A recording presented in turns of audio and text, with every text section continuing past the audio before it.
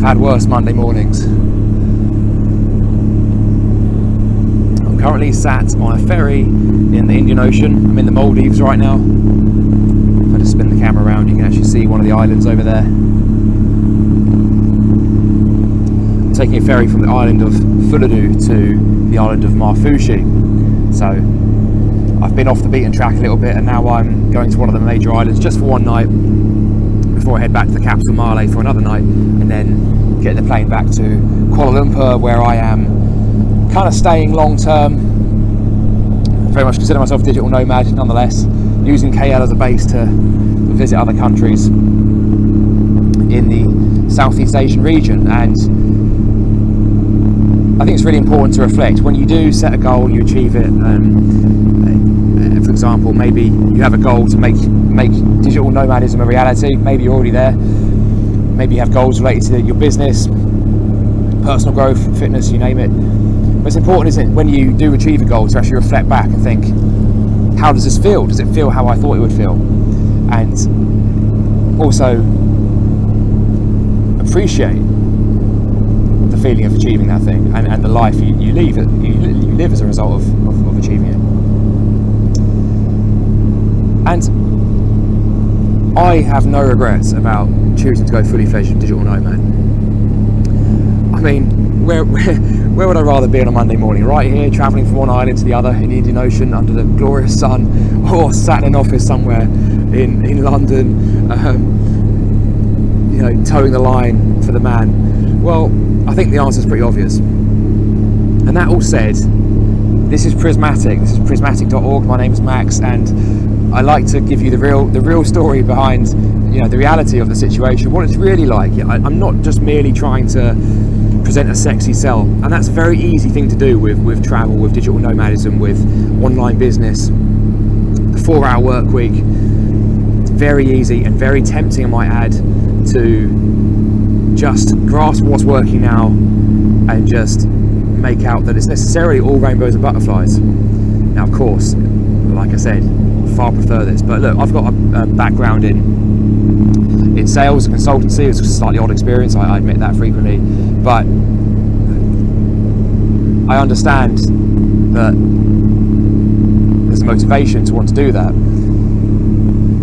But more and more, I've come to realise that I think there's a lot more to be gained in life generally from actually going out and giving value, contributing genuine value. And as part of that, I think it's really important that we take a responsibility. Anyone out there pitching some kind of message who actually wants to go out there and genuinely do good in the world has a responsibility to be honest, and has a responsibility to set the appropriate expectations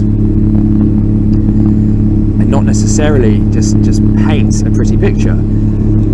I have to reiterate, guys, I can't really complain being out here, but nonetheless I want to just relay to you I suppose two myths that I want to allay, and a third truth, not so much a myth but nonetheless a reality that's really worth considering in the context of life first, in the context of practicing holiday mind, particularly in the context of going full-fledged digital nomad. The first is that I think there's a myth that when you're on the move, when you're living flexibly, that you might necessarily become less productive. Now, this is something I have to be conscious of, with my material, and again, I'm always straight up and honest about it. I actually have become more productive since working for myself as a start. Going full-fledged digital nomad, even more so. Gives me a bit of space between me and the things that might distract me. It also allows me to focus more. It allows me to employ what I would refer to as the golden rules of freedom 1 and 2, which is minimizing downtime, removing myself from pointless process, for example, maximizing uptime, implementing things like Parkinson's law, not taking too long over things, implementing 80-20, allowing myself to work when I want to work, and thus capitalizing on flow, acting when the inspiration hits me, not merely when the clock turns 9 a.m. And also, not to mention, building an asset as opposed to simply trading time for money. It's a substantially better use of time. In essence, it allows me to do my best work. The flexibility of working for myself and working from anywhere and working online allows me to do my best work. so powerful, this. So this morning, I was doing work this morning on the island of Fuladu. I had something I had to jump on in my main e-commerce business, and I actually nearly wasn't able to pack on time because I had to jump on that thing there and then. But now here I am again, a couple of hours later, in the middle of the ocean. It's another working day for me, right? Now I want to move on to myth number 2, which is that I think there's a on some level maybe a belief that if you just have that thing, if you just have that goodie, if you just have an online business, then naturally everything's just going to be fine. You live happily ever after. I think it's important to make the point here that when you're running an online business, you're still running a business. You're still having to on some level, think about things, show up and give value, and also the mind is not necessarily just going to immediately be better, feel better about itself day in, day out, indefinitely, just because your external circumstances have changed. And yet, when you do have success in online business, you will probably feel that way, maybe albeit temporarily. You'll probably feel on top of the world. Don't get me wrong, it helps a lot, and if anything, it gives you the capacity to do what you really need to do. It puts you face to face ultimately with yourself, with your own mind, your capacity to actually experience fulfillment, feel happy. The first antidote, however, I would say is that, well, firstly, you're focusing on things that give value, and you're focusing on what you actually want to do, and you're allowing yourself to do your best work. So there's a natural consolation in that if you're just following your flow, the process itself can become a kind of satisfaction. So the pain, I would say, is substantially less than what you might experience in the corporate world once you know that you can be secure based purely on your own abilities, because ultimately the thing you're building, the most valuable thing you're building, is yourself, is your own ability to contribute value. And so even if the things you actually build, your business, even if that was to go to pot tomorrow, you've still got you've still got your skills and your knowledge. And me personally, I feel like every 3 months should be life-changing. Every 3 months you should have another tool to your belt, or at least have made some significant strides in your ability to achieve security for yourself, and hopefully even those around you as well. But as I just alluded to, there's a third point I want to raise here, and that is simply that it's not all about our circumstances. And a lot of us maybe fall into this belief on some emotional level. We're sold this story.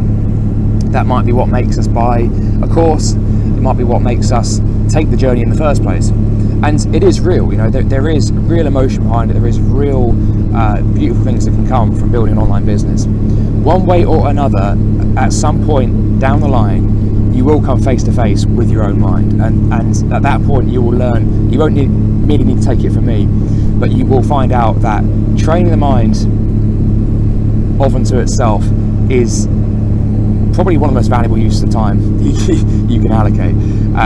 Ultimately, what we all want is a happy and healthy mind, and the trap a lot of us fall into is thinking that just merely by cultivating external circumstances that we'll get there.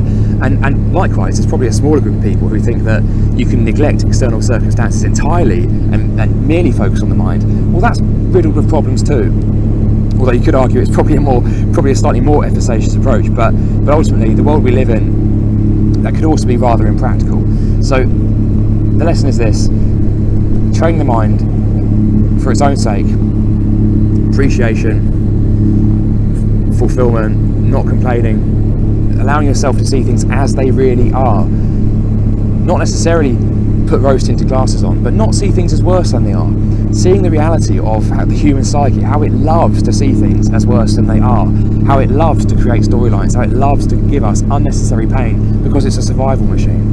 And ultimately, survival machine isn't necessarily what's going to make us happy in the world as it's configured today, and hence there's a real need to some extent override that, to practice it. It's like a muscle, just like any other skill. And so the final takeaway here is have some sort of mental practice. Personally, what I do is I meditate every day, usually at least 20 minutes. And other practices that I found extremely beneficial are gratitude training, let's call it that. Recording what you're grateful for every day. Personally, I find doing that at night is most effective, and also I find that easier to incorporate into my habits. Another thing you can do actually is practice the art of not complaining.